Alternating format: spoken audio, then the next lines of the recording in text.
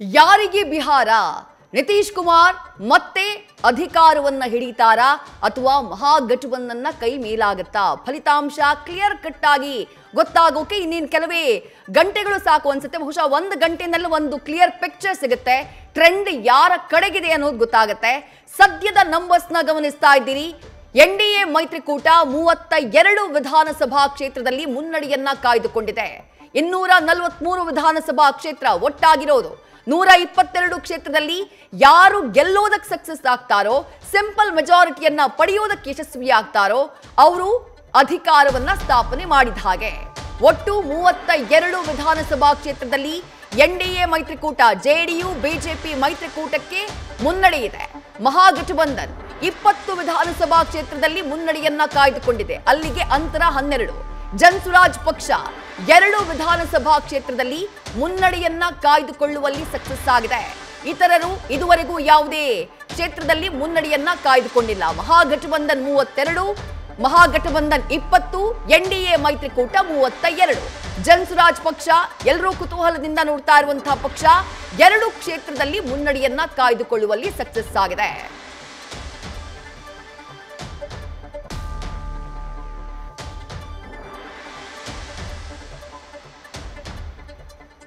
Right, ಮತ್ತೆ update ಆಗಿದೆ. Numbers ಗಮನಿಸ್ತಾ ಇದ್ದೀರಿ. 43 ವಿಧಾನಸಭಾ ಕ್ಷೇತ್ರದಲ್ಲಿ ಎನ್ಡಿಎ ಮೈತ್ರಿಕೂಟ ಮುನ್ನಡೆಯನ್ನ ಕಾಯ್ದುಕೊಂಡಿದೆ. 27 ವಿಧಾನಸಭಾ ಕ್ಷೇತ್ರದಲ್ಲಿ ಮಹಾಗಠಬಂಧನ್ ಮುನ್ನಡೆಯನ್ನ ಕಾಯ್ದುಕೊಂಡಿದೆ. ಹಾಗೆ 2 ವಿಧಾನಸಭಾ ಕ್ಷೇತ್ರದಲ್ಲಿ ಜನಸುರಾಜ್ ಪಕ್ಷ 43, 27 ಅಲ್ಲಿಗೆ ಅಂತರ ಬಹಳ ದೊಡ್ಡದಾಯಿತು. ಆರಂಭಿಕ ಟ್ರೆಂಡೇ ಆಗಿರಬಹುದು. ಮುಂದಿನ ಹಂತದಲ್ಲಿ ಈ ಟ್ರೆಂಡ್ ಬದಲಾದ್ರೂ ಆಗಬಹುದು. ಬಟ್ ಆಲ್ಮೋಸ್ಟ್ ಎಲ್ಲ ಎಕ್ಸಿಟ್ ಪೋಲ್ಗಳು ಎನ್ಡಿಎ ಮೈತ್ರಿಕೂಟವೇ ಮುನ್ನಡೆಯನ್ನ ಕಾಯ್ದುಕೊಳ್ಳುತ್ತೆ, ಅವರೇ ಅಧಿಕಾರಕ್ಕೆ ಬರ್ತಾರೆ ಅನ್ನುವಂಥ ರಿಸಲ್ಟ್ ನ ಕೊಟ್ಟಿದ್ದಾರೆ, ಅನ್ನುವಂಥ ಪ್ರೆಡಿಕ್ಷನ್ ನ ಕೊಟ್ಟಿದ್ದಾರೆ. ಆ ಎಕ್ಸಿಟ್ ಪೋಲ್ ನ ಸಮೀಕ್ಷೆ ಅದೇ ನಿಜವಾಗುತ್ತಾ? ಅದೇ ಎಕ್ಸಾಕ್ಟ್ ರಿಸಲ್ಟ್ ಆಗುತ್ತಾ? ಕಾದ್ ನೋಡೋಣ. ಸದ್ಯದ ಟ್ರೆಂಡ್ ಅನ್ನಂತೂ ಗಮನಿಸ್ತಾ ಇದ್ದೀರಿ. 44 ವಿಧಾನಸಭಾ ಕ್ಷೇತ್ರದಲ್ಲಿ 45 ವಿಧಾನಸಭಾ ಕ್ಷೇತ್ರ ನಂಬರ್ ಚೇಂಜ್ ಆಗ್ತಾನೆ ಇದೆ. ಎನ್ಡಿಎ ಮೈತ್ರಿಕೂಟ 29 ವಿಧಾನಸಭಾ ಕ್ಷೇತ್ರದಲ್ಲಿ ಮಹಾಗಠಬಂಧನ್, 2 ವಿಧಾನಸಭಾ ಕ್ಷೇತ್ರದಲ್ಲಿ ಪ್ರಶಾಂತ್ ಕಿಶೋರ್ ಅವರ ಜನಸುರಾಜ್ ಪಕ್ಷ. ಈ ಬಗ್ಗೆ ಮಾತನಾಡೋದಕ್ಕೆ ನನ್ನ ಜೊತೆ ಸ್ಟುಡಿಯೋದಲ್ಲಿ ಜನಸುರಾಜ್ ಪಕ್ಷದ ರಾಜಕೀಯ ಸಲಹೆಗಾರರಾಗಿರುವಂತಹ ಶರತ್ ಅವರು ಸ್ಟುಡಿಯೋದಲ್ಲಿದ್ದಾರೆ. ಸರ್, ಕಾರ್ಯಕ್ರಮಕ್ಕೆ ಸ್ವಾಗತ. ಆರಂಭದ ಸರ್ ಆಡಿಯೋ ಸಮಸ್ಯೆ ಇದೆಯಂತೆ, ಮತ್ತೆ ನಿಮ್ಮನ್ನ ಮಾತನಾಡಿಸ್ತೀನಿ. ಸದ್ಯಕ್ಕೆ ಈಗಿನ ಟ್ರೆಂಡ್ ಏನು ಅನ್ನೋದನ್ನ ನೋಡ್ತಾ ಇದ್ದೀರಿ. 48 ವಿಧಾನಸಭಾ ಕ್ಷೇತ್ರ ನಂಬರ್ಸ್ ಮತ್ತೆ ಅಪ್ಡೇಟ್ ಆಯ್ತು ನೋಡಿ. ಕುತೂಹಲ ಅಂತೂ ಖಂಡಿತ ಆಯ್ತು. ಹಲವು ಪ್ರಶ್ನೆಗಳಿದ್ವು. ನಿತೀಶ್ ಕುಮಾರ್ ಅವರ ರಾಜಕೀಯ ಭವಿಷ್ಯ ಏನಾಗುತ್ತೆ ಈ ಫಲಿತಾಂಶದ ನಂತರದಲ್ಲಿ? ಅವರೇ ಮುಖ್ಯಮಂತ್ರಿ ಆಗ್ತಾರಾ? ಈ ವಿಚಾರವೂ ಚುನಾವಣಾ ಅಖಾಡದಲ್ಲಿ ಚರ್ಚೆಯಾಯಿತು. ಪ್ರಶಾಂತ್ ಕಿಶೋರ್ ಅವರ ರಾಜಕೀಯ ಎಂಟ್ರಿಯ ಪರಿಣಾಮ ಏನು? ಆ ಕುತೂಹಲ ಅಂತೂ ಖಂಡಿತ ಇದೆ. ಎಷ್ಟು ಸೀಟನ್ನ ಪ್ರಶಾಂತ್ ಕಿಶೋರ್ ಅವರ ಜನಸುರಾಜ್ ಪಕ್ಷ ಗೆಲ್ಲುತ್ತೆ ಅನ್ನೋದು ಒಂದು ಪ್ರಶ್ನೆ ಆದ್ರೆ, ಅದರ ಜೊತೆಗೆ ಎಷ್ಟು ಪರ್ಸೆಂಟೇಜ್ ಆಫ್ ವೋಟ್ ಅನ್ನ ಪಡೆಯೋದಕ್ಕೆ ಇವರು ಸಕ್ಸಸ್ ಆಗ್ತಾರೆ, ಆ ವಿಚಾರವೂ ಕೂಡ ಕುತೂಹಲಕ್ಕೆ ಕಾರಣ ಆಗಿದೆ. ಜೊತೆಗೆ ಮಹಿಳೆಯರು ಈ ಬಾರಿ ಯಾವ ಮೈತ್ರಿಯ ಕಡೆಗಿದ್ದಾರೆ, ಇದೂ ಕೂಡ ಕುತೂಹಲಕ್ಕೆ ಕಾರಣ ಆಗಿದೆ. ಯಾಕಂದ್ರೆ ಮಹಿಳಾ ಮತದಾರರು ಬಿಹಾರದಲ್ಲಿ ದೊಡ್ಡ ವೋಟ್ ಬ್ಯಾಂಕ್ ಆಗಿ ನಿರ್ಮಾಣವಾಗ್ಬಿಟ್ಟಿದ್ದಾರೆ. ಈ ಬಾರಿ ಅತಿ ಹೆಚ್ಚು ಪ್ರಮಾಣದಲ್ಲಿ ಮಹಿಳಾ ಮತದಾರರು ವೋಟ್ ಅನ್ನ ಹಾಕಿದ್ದಾರೆ.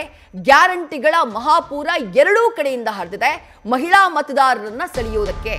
ಹಾಗಾಗಿ ಇದು ಬಹಳ ಕುತೂಹಲವನ್ನ ಕೆರಳಿಸ್ತಾ ಇದೆ. 49 ವಿಧಾನಸಭಾ ಕ್ಷೇತ್ರದಲ್ಲಿ ಎನ್ಡಿಎ ಮೈತ್ರಿಕೂಟ ಮುನ್ನಡೆಯನ್ನ ಕಾಯ್ದುಕೊಂಡಿದೆ. ಹಾಗೆ 53 ವಿಧಾನಸಭಾ ಕ್ಷೇತ್ರದಲ್ಲಿ ಗಮನಿಸಿ, ನಂಬರ್ಸ್ ಚೇಂಜ್ ಆಗಿದೆ ನೋಡಿ. 53 ವಿಧಾನಸಭಾ ಕ್ಷೇತ್ರದಲ್ಲಿ ಎನ್ಡಿಎ ಮೈತ್ರಿಕೂಟ ಮುನ್ನಡೆಯನ್ನ ಕಾಯ್ದುಕೊಂಡಿದೆ. ಹಾಗೆಯೇ 22 ವಿಧಾನಸಭಾ ಕ್ಷೇತ್ರದಲ್ಲಿ ಮಹಾಗಠಬಂಧನ್ ಮುನ್ನಡೆಯನ್ನ ಕಾಯ್ದುಕೊಂಡಿದೆ. ಜನಸುರಾಜ್ ಪಕ್ಷ 2 ವಿಧಾನಸಭಾ ಕ್ಷೇತ್ರದಲ್ಲಿ ಮುನ್ನಡೆಯನ್ನ ಕಾಯ್ದುಕೊಂಡಿದೆ. ಆರಂಭಿಕ ನಂಬರ್ಸ್ನ ಗಮನಿಸ್ತಾ ಇದ್ದೀರಿ.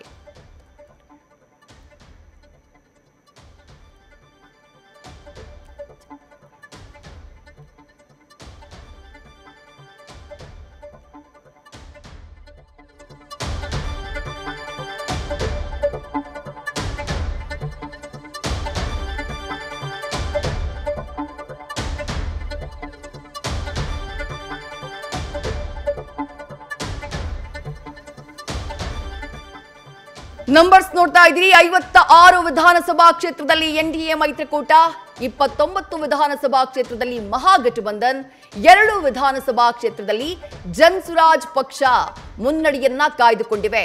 ಎನ್ಡಿಎ 57, ಮಹಾಗಠಬಂಧನ್ 30, ಜನಸುರಾಜ್ ಪಕ್ಷ 2 ವಿಧಾನಸಭಾ ಕ್ಷೇತ್ರದಲ್ಲಿ ಮುನ್ನಡೆಯನ್ನ ಕಾಯ್ದುಕೊಂಡಿವೆ.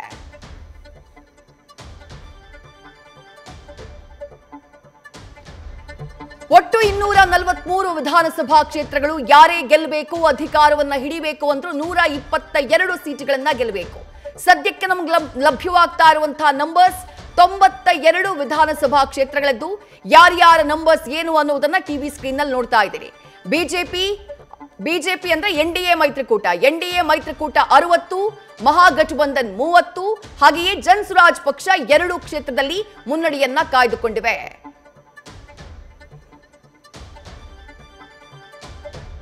ಎನ್ಡಿಎ ಮೈತ್ರಿಕೂಟ ಸದ್ಯ 60 ಕ್ಷೇತ್ರದಲ್ಲಿ ಮುನ್ನಡೆಯನ್ನ ಕಾಯ್ದುಕೊಂಡಿರುವುದು. ಅದರಲ್ಲಿ ಯಾವ ಪಕ್ಷ ಎಷ್ಟು ಸೀಟ್ಗಳಲ್ಲಿ ಮುನ್ನಡೆಯನ್ನ ಕಾಯ್ದುಕೊಂಡಿದೆ ಆ ಡೀಟೇಲ್ಸ್ ನ ಗಮನಿಸ್ತಾ ಇದ್ದೀರಿ.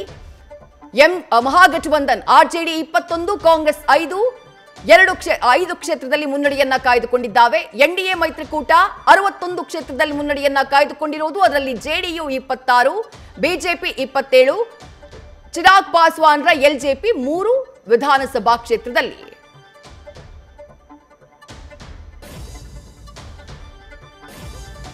ಇನ್ನು ಈ ಬಗ್ಗೆ ಮಾತನಾಡೋದಕ್ಕೆ ಜನಸುರಾಜ್ ಪಕ್ಷದ ರಾಜಕೀಯ ಸಲಹೆಗಾರರಾಗಿರುವಂತಹ ಶರತ್ ಅವರು ನಮ್ಮ ಜೊತೆಗೆ. ಸರ್, ಕಾರ್ಯಕ್ರಮಕ್ಕೆ ಸ್ವಾಗತ. ಆರಂಭಿಕ ಟ್ರೆಂಡ್ ನೋಡ್ತಾ ಇದ್ದೀವಿ ಸರ್. ಜನಸುರಾಜ್ ಪಕ್ಷದ ಬಗ್ಗೆ ಬಿಹಾರ ರಾಜಕೀಯ ಅಖಾಡದಲ್ಲಿ ದೊಡ್ಡ ಮಟ್ಟದಲ್ಲಿ ಚರ್ಚೆಯಾಗಿತ್ತು, ದೇಶಾದ್ಯಂತ ಚರ್ಚೆಯಾಗಿತ್ತು. ಎಲ್ರಿಗೂ ಒಂದು ಕುತೂಹಲ ಆಯಿತು. ಬೇರೆಯವರಿಗೆ ಸ್ಟ್ರಾಟಜಿ ಮಾಡ್ಕೊಡೋದು ಒಂದು ರೀತಿ ಬೇರೆ, ತಮ್ಮದೇ ಪಕ್ಷವನ್ನ ಮಾಡ್ಕೊಂಡು ಅಖಾಡಕ್ಕಿಳಿದಾಗ ಪ್ರಶಾಂತ್ ಕಿಶೋರ್ ಅವರ ಪರ್ಫಾರ್ಮೆನ್ಸ್ ಏನಾಗಿರುತ್ತೆ ಅನ್ನುವಂಥ ಕುತೂಹಲ ಆಯಿತು. ಒಂದು ಹಂತಕ್ಕೆ ಫಲಿತಾಂಶ ಒಂದು ಸ್ವಲ್ಪ ಮಟ್ಟದಲ್ಲಿ ಗೊತ್ತಾಗ್ತಾ ಇದೆ. ಏನು ಹೇಳ್ತೀರಿ ಸರ್? ಮೊದಲನೇದಾಗಿ ಇವತ್ತು ಮಕ್ಕಳ ದಿನಾಚರಣೆ ದಿನ ಮಕ್ಕಳ ಭವಿಷ್ಯದ ಬಗ್ಗೆ ಮಾತಾಡ್ತಿದ್ವಿ ನಾವು. ಮಕ್ಕಳ ಭವಿಷ್ಯ ಕಟ್ಟಬೇಕು ಅನ್ನೋ ಅದಕ್ಕೆ ಹೋರಾಡಿದ್ದು. 2 ವರ್ಷ ಪಾದಯಾತ್ರೆ ಮಾಡಿದಾಗಿಂದ ಕೂಡ ಮತ್ತು 1 ವರ್ಷ ನಾವು ಅವ್ರ ಜೊತೆ ನಿಂತು ರಾಜಕಾರಣ, ಅವರಿಗೆ ಹೇಗೆ ರಾಜಕಾರಣ ನಡೀತಾ ಇದೆ ಅನ್ನೋದನ್ನು ತಿಳಿಸ್ಕೊಡೋಕ್ಕೆ ನಾವೇನೆಲ್ಲ ಪ್ರಯತ್ನ ಪಟ್ವಿ.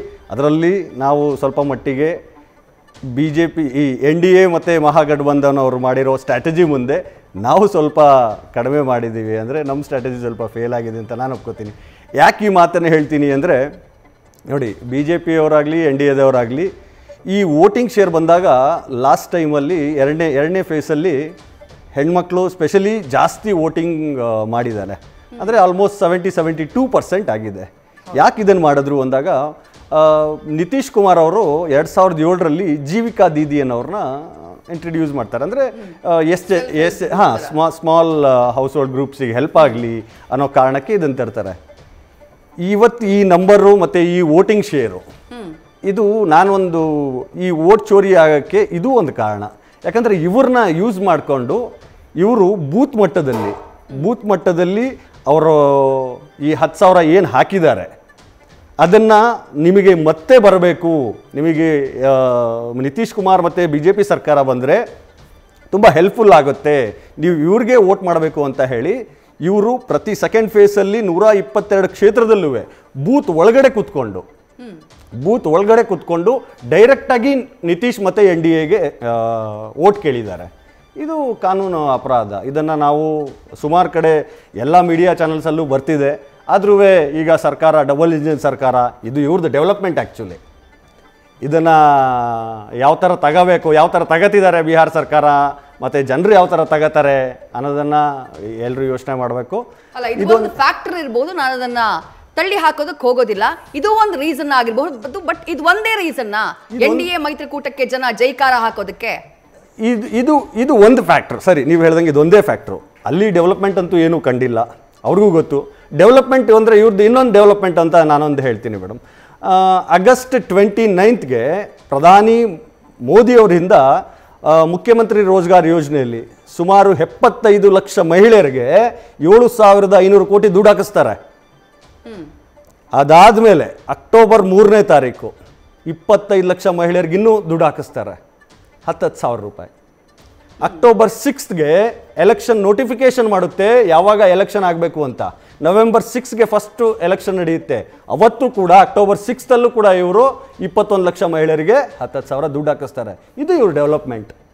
ಗ್ಯಾರಂಟಿ ಸ್ಕೀಮ್ಗಳು ನಮ್ಮ ದೇಶನ ಹೇಗೆ ಹಾಳು ಮಾಡ್ತಿದೆ, ನಮ್ಮ ಬಿಹಾರ ಸರ್ಕಾರನ ಹೇಗೆ ಓಟ್ನ ಕೊಂಡ್ಕೊಳ್ತು. ಇವತ್ತೇನು ಈ ಮ್ಯಾಜಿಕ್ ನಂಬರ್ ಬರ್ತಿದೆಯಲ್ಲ, ಈ ನಂಬರೆಲ್ಲ ಇವ್ರು ತಗೊಂಡಿರೋದು, ಈ ನಂಬರ್ನ ಇವ್ರು ಕೊಂಡ್ಕೊಂಡಿರೋದು. ಇದು ಇವರಾಗಿ ಬಂದಿರೋದು ಅಥವಾ ಇವರಾಗಿ ತಗೊಂಡಿರೋದಲ್ಲ. ನಾವು ನೋಡಿ, ನಾವು ಜನಕ್ಕೇನು ಹೇಳಕ್ಕೆ ಹೊಟ್ಟಿದ್ವಿ, 2 ವರ್ಷ ನಾವು ಪಾದಯಾತ್ರೆ ಮಾಡಿದಾಗಲೂ ಕೂಡ ಒಂದೇ ಮಾತು ಹೇಳಿದ್ದು, ನಿಮ್ಮ ಮತನ ಮಾರ್ಕೋಬೇಡಿ, ಮತಕ್ಕೊಂದು ಬೆಲೆ ಇದೆ. ಇವತ್ತು ಮತನ ಮಾರ್ಕೊಂಡ್ರೆ 5 ವರ್ಷ. ಪ್ರಶಾಂತ್ ಕಿಶೋರ್ ಒಂದು ಮಾತು ಹೇಳ್ತಾರೆ, ಇವತ್ತು ನಿಮ್ಮ ಮತನ ಮಾರ್ಕೊಂಡ್ರಿ ಅಂದರೆ ಇನ್ನು 5 ವರ್ಷ ಜಿದ್ದಾಳಾಗಬೇಕಾಗುತ್ತೆ ನೀವು ರಾಜಕಾರಣಿದು. ಅದೇ ಆಗಕ್ಕೆ ಹೊರಟಿದ್ದಾರೆ ಅಂತ ಒಂದು ಸರಿ ಅನಿಸುತ್ತೆ. ಇದು ತಪ್ಪು. ಬಟ್ ಮ್ಯಾಜಿಕ್ ನಂಬರು ಇವೆಲ್ಲ ಬರ್ತಿದೆ, ಬರಲಿ. 5 ವರ್ಷ ಇನ್ನೇನು ಅವ್ರು ಏನು ಮಾಡ್ತಾರೆ ಅಂತ ನಾವು ನೋಡ್ತೀವಿ. ಬಟ್ ನಮಗೆ ಭರವಸೆ ಇದೆ, ನಾವೇನು ಅಂದ್ಕೊಂಡಿದ್ವಿ ಆ ಟಾರ್ಗೆಟ್ನ ನಾವು ರೀಚ್ ಆಗ್ತೀವಿ, ಜನಕ್ಕೆ ನಾವು ತಲುಪಿದ್ದೀವಿ. ಬಿಹಾರದಲ್ಲಿ ಗ್ಯಾರಂಟಿ ಯೋಜನೆಗಳು ಅಥವಾ ಈ ರೀತಿಯಾದಂತಹ ಯೋಜನೆಗಳ ಘೋಷಣೆ ಆಗುತ್ತೆ ಅನ್ನುವಂಥದ್ದನ್ನ ಪ್ರಶಾಂತ್ ಕಿಶೋರ್ ಅವರ ಪಾರ್ಟಿ ನಿರೀಕ್ಷೆ ಮಾಡಿಲ್ಲ ಅಂತಂದ್ರೆ ತಪ್ಪಾಗುತ್ತೆ. 100% ಅವ್ರು ನಿರೀಕ್ಷೆ ಮಾಡಿರ್ತಾರೆ. ನಿರೀಕ್ಷೆ ಮಾಡಿದ್ರ ಹೊರತಾಗಿಯೂ ಯಾಕೆ ಜನರನ್ನ ರೀಚ್ ಆಗೋದಕ್ಕೆ ಸಾಧ್ಯ ಆಗಲಿಲ್ಲ? ನಿಮ್ಮ ಟಾರ್ಗೆಟ್ ಮತದಾರರು ಯಾರಾಗಿದ್ರು ಅಂತ ಹೇಳಿ. ನಮ್ಮ ಟಾರ್ಗೆಟ್ ಮತದಾರರು ಯಾರಾಗಿದ್ರು ಅನ್ನೋಕ್ಕಿಂತ ನಾವು ಮತದಾರರು ಅಂದರೆ ಇಡೀ ಬಿಹಾರದ 13 ಕೋಟಿ ಜನಸಂಖ್ಯೆಯಲ್ಲಿ 7.5 ಕೋಟಿ ಏನು ಮತದಾರರಿದ್ದಾರೆ ಅವರೆಲ್ಲರೂ ನಮ್ಮ ಮತದಾರರೇ. ಅವರಿಗೆಲ್ರಿಗೂ ನಾವು ಇವತ್ತು ನಾಳೆ ಬಂದು, ಹೇಗೆ ಈಗ ರಾಹುಲ್ ಗಾಂಧಿಯವರು ಬಂದು 13 ದಿನದಲ್ಲಿ ಇಡೀ ಬಿಹಾರನ ಸುತ್ತಿ ರ್ಯಾಲಿ ಮಾಡಿಬಿಟ್ಟು ಬಂದು ಹೋದರು, ಮತ ಕೇಳೋದ್ರು, ಆ ಥರ ನಾವು ಮಾಡಲಿಲ್ಲ. ಮೋದಿಯವರು 4-5 ರ್ಯಾಲಿ ಮಾಡಿದ್ರು, ನಾವು ಆ ಥರ ಮಾಡಲಿಲ್ಲ. ನಿತೀಶ್ ಕುಮಾರ್ ಅವರು ಇವತ್ತು ಅವರ ಸ್ಥಿತಿ ಬೇರೆ ಇದೆ, ಆದರೂ ನಾನು ಅದ್ರ ಬಗ್ಗೆ ಮಾತಾಡೋಕ್ಕೆ ಹೋಗಲ್ಲ. ಆದರೂ ಅವ್ರನ್ನ ಇಟ್ಕೊಂಡು BJPಯವರು ಅವ್ರಿಗೆ ಯಾವ ಥರ ಬೇಕು ಆ ಥರ ರಾಜಕಾರಣ ಅಲ್ಲಿ ಮಾಡಿಸಿದ್ದಾರೆ. ಒಂದು 5-6 ರಿಟೈರ್ಡ್ ಆಫೀಸರ್ಸ್ನ ಇಟ್ಕೊಂಡು ಆ ಥರ ನಾವು ರಾಜಕಾರಣ ಮಾಡೋಕ್ಕೆ ಹೋಗಲಿಲ್ಲ. ನಾವು ಹೇಳಿದ್ದೇನು ಒಂದೇ ಒಂದು, ನಿಮ್ಮ ಮಕ್ಕಳ ಭವಿಷ್ಯ ಇವತ್ತು ಚೆನ್ನಾಗಿದ್ದರೆ ನಾಳೆ ಬಿಹಾರ್ ಚೆನ್ನಾಗಾಗುತ್ತೆ. ನಿಮ್ಮ ಮಕ್ಕಳನ್ನ ನೀವು ಮೇಡಮ್ ಏನಂದ್ರೆ 2 ವರ್ಷ ಪಾದಯಾತ್ರೆ ಮಾಡಿದಾಗ ಇಡೀ ಊರಲ್ಲಿ ಏನ್ ಗೊತ್ತಾ ಸರ್, ಈಗ ಯಾರೋ ಒಬ್ರು ಹೊಸಬ್ರು ಅಥವಾ ಏನೋ ಒಂದು ಮಹತ್ವಾಕಾಂಕ್ಷಿನ ಇಟ್ಕೊಂಡ್ ಬಂದವರು ದೇಶಕ್ಕೇನೋ ಮಾಡಬೇಕು, ದೇಶಕ್ಕೇನೋ ಒಳ್ಳೇದು ಮಾಡಬೇಕು, ರಾಜ್ಯಕ್ಕೇನೋ ಒಳ್ಳೇದು ಮಾಡಬೇಕು ಅಂತ ಏಕಾಏಕಿ ಅಖಾಡಕ್ಕೆ ಇಳಿದವರು ಅವರು ಈ ತರ ಚುನಾವಣಾ ಅಖಾಡಕ್ಕೆ ಇಳಿದಾಗ ಫೇಲ್ಯೂರ್ ಆಗೋದನ್ನ ಒಪ್ಕೊಳ್ಬಹುದು. ಯಾಕಂದ್ರೆ ಜನರಿಗೆ ರೀಚ್ ಆಗೋದು ಕಷ್ಟ. ಅವ್ರಿಗೆ ಗೊತ್ತಿಲ್ಲ ಜನರನ್ನ ಹೇಗೆ ಕಾಂಟ್ಯಾಕ್ಟ್ ಮಾಡಬೇಕು, ಜನರ ಜೊತೆ ಹೇಗೆ ಮಾತನಾಡಬೇಕು, ಜನರನ್ನ ಮನ್ಸನ್ನ ಹೆಂಗ್ ಗೆಲ್ಬೇಕು ಅಂತ ಹೇಳಿ. ಬಟ್ ಅಖಾಡಕ್ಕೆ ಇಳಿದಿದ್ದು ಪ್ರಶಾಂತ್ ಕಿಶೋರ್, ಎಷ್ಟೋ ಚುನಾವಣೆಗಳಲ್ಲಿ ಗೆದ್ದಂಥವ್ರು. ಹಾಗಾಗಿ ಅವರಿಂದ ಯಾಕೆ ಸಾಧ್ಯ ಆಗಲಿಲ್ಲ ಅನ್ನುವಂಥದ್ದೇ ಪ್ರಶ್ನೆ ಸರ್. ಒಂದು good question madam. Political strategist ಆಗಿ ಅವರು ಪೊಲಿಟಿಕಲ್ ಸ್ಟ್ರಾಟಜಿಸ್ಟ್ ಕೆಲಸ ಮಾಡಲಿಲ್ಲ. ಪೊಲಿಟಿಕಲ್ ಸ್ಟ್ರಾಟಜಿಸ್ಟ್ ಕೆಲಸ ಮಾಡಿದರೆ ಈಗ ಗಠಬಂಧನ್ ಆಗಲಿ ಅಥವಾ NDA ಅವರಾಗಿದ್ದು ಇದೇನು ಗೇಮಿಂಗ್ ಸ್ಟ್ರಾಟಜಿ, ಗ್ಯಾರಂಟಿಂಗ್ ಸ್ಟ್ರಾಟಜಿಸ್ ಮಾಡ್ತಿದ್ದಾರೆ, ಇದನ್ನು ಮಾಡಬೇಕಿತ್ತು. ನಾವು ಕ್ಲೀನ್ ಪೊಲಿಟಿಕ್ಸ್, ಜನಕ್ಕೆ ರಾಜಕಾರಣನ ಬೇರೆ ಲೆವೆಲ್ ತೋರಿಸ್ಬೇಕು ಅಂತ 2014ರಲ್ಲಿ ಮೋದಿ ಅವ್ರನ್ನ ಇಂಟ್ರಡ್ಯೂಸ್ ಮಾಡಿದ್ದೇ ಡಿಫ್ರೆಂಟ್ ಲೆವೆಲ್ ಆಫ್ ಪೊಲಿಟಿಕ್ಸಿಂದ. ಆ ಥರ ಇನ್ನೊಂದು ಸ್ಟೆಪ್ ಅಹೆಡ್ ತಗೊಂಡು ಕ್ಲೀನ್ ಪೊಲಿಟಿಕ್ಸ್ ಮಾಡಬೇಕು. ಈ ಗ್ಯಾರಂಟಿ ಸ್ಕೀಮ್ನ ಹೊರಗಡೆ ತರಬೇಕು. ಗ್ಯಾರಂಟಿ ಸ್ಕೀಮ್ನ ತಗೊಂಡು ಇವತ್ತೇನಾಗಿದೆ ನೋಡಿ, ನಮ್ಮ ಕರ್ನಾಟಕ ಸರ್ಕಾರದ್ದು ಏನಾಗಿದೆ, ತುಂಬ ಕರ್ನಾಟಕ ಸರ್ಕಾರದಿಂದ ಗ್ಯಾರಂಟಿ ಸ್ಕೀಮ್ಗಳು ಸ್ಟಾರ್ಟ್ ಆಗಿದ್ದು ಇವತ್ತು ಬೇರೆ ರಾಜ್ಯದಲ್ಲಿ, ಹಿಮಾಚಲ್ ಪ್ರದೇಶದಲ್ಲಿ ಕಾಂಗ್ರೆಸ್ ಕಡೆ ಮ್ಯಾನೇಜ್ ಮಾಡೋಕ್ಕಾಗ್ತಿಲ್ಲ. BJPಯವರು ಅದನ್ನೇ ಎಲ್ಲ ಕಡೆ ಗ್ಯಾರಂಟಿ ಅಂದರೆ ಬೇಡ, ಗ್ಯಾರಂಟಿ ಸ್ಕೀಮ್ ತಗೋಬಾರ್ದು ಅನ್ನೋರು ಅವರೇ ಎಲ್ಲ ಕಡೆ ಇಂಪ್ಲಿಮೆಂಟ್ ಮಾಡ್ತಿದ್ದಾರೆ. ಮಧ್ಯಪ್ರದೇಶದಲ್ಲಿ ಮಾಡಿದ್ರು, ಡೆಲ್ಲಿಯಲ್ಲಿ ಮಾಡಿದ್ರು, ಅವ್ರ ಕೈಯಲ್ಲಿ ನಿಭಾಯಿಸೋಕ್ಕಾಗ್ತಿಲ್ಲ. ಇವತ್ತು ನಾನು ಕರ್ನಾಟಕದಲ್ಲಿದ್ದೇ ಹೇಳ್ತೀನಿ, CM ಸಿದ್ದರಾಮಯ್ಯ ಅವರು ಆಗಿರೋದಕ್ಕೆ ಇವತ್ತು ಗ್ಯಾರಂಟಿ ಸ್ಕೀಮ್ನ ತಗೊಂಡು ಕರ್ನಾಟಕಕ್ಕೆ ಜನಕ್ಕೇನೋ ತಲುಪಿಸಿದ್ದಾರೆ. ಇದೆಲ್ಲೂ ಬೇರೆ ಕಡೆ ಆಗ್ತಿಲ್ಲ.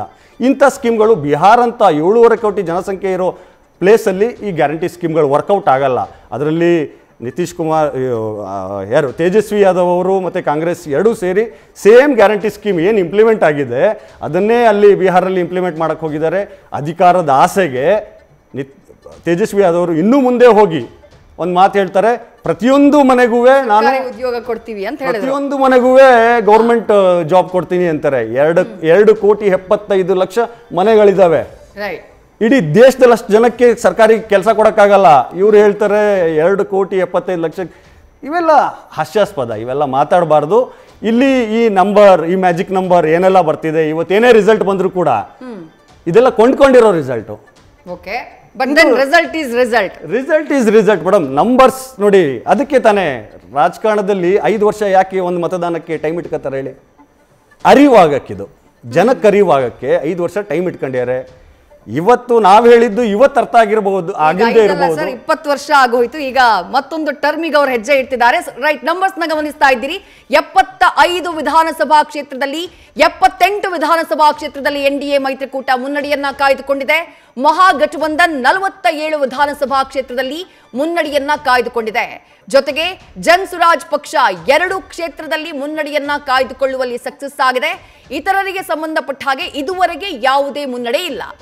ಸೊ ಆಸ್ ಆಫ್ ನೌ ಈಗಿನ ನಂಬರ್ಸ್ ನ ನೀವು ಗಮನಿಸುವುದಾದ್ರೆ NDA ಮೈತ್ರಿಕೂಟ ದಾಪುಗಾಲನ್ನ ಇಡ್ತಾ ಇದೆ ಸಿಂಪಲ್ ಮೆಜಾರಿಟಿಯತ್ತ 78 ವಿಧಾನಸಭಾ ಕ್ಷೇತ್ರದಲ್ಲಿ ಮುನ್ನಡೆಯನ್ನ ಕಾಯ್ದುಕೊಳ್ಳುವ ಮೂಲಕ. ನ್ಯೂಸ್ ಫಸ್ಟ್ ನಿರ್ಭೀತಿಯಿಂದ ನಿಮ್ಮ ಪರವಾಗಿ.